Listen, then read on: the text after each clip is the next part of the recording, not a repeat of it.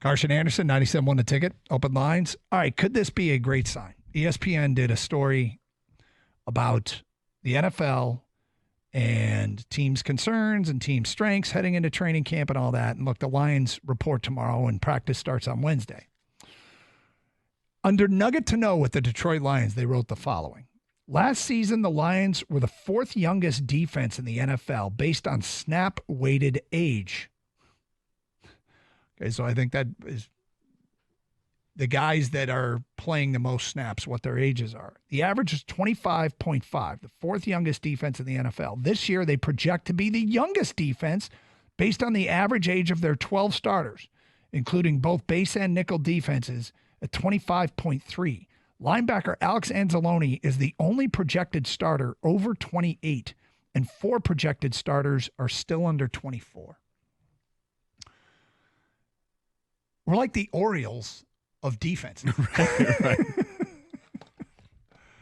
Right. That's an interesting trend. Now, I don't know that means they're going to be better right away, right? Well, I expect the defense to be better right away.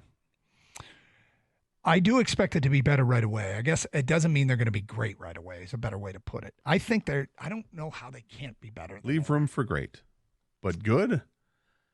If you think the defense was below average last year, and sure, look at the numbers. You can say that. Do you think they'll be above average this year? And what would make it above average?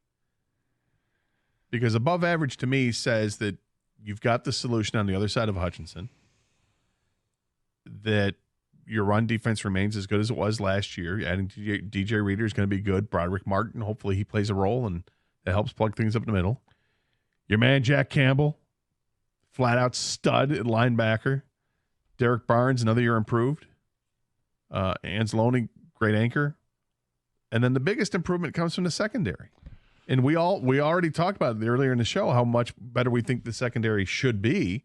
And if the secondary is better, that makes the defensive line better and the pass rush better because these guys can cover more. And if the pass rush is better, it makes the job in the secondary easier.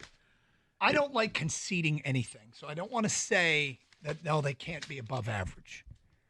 I think it's unlikely because of where their starting point is.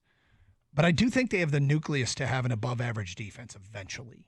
Maybe not this coming season.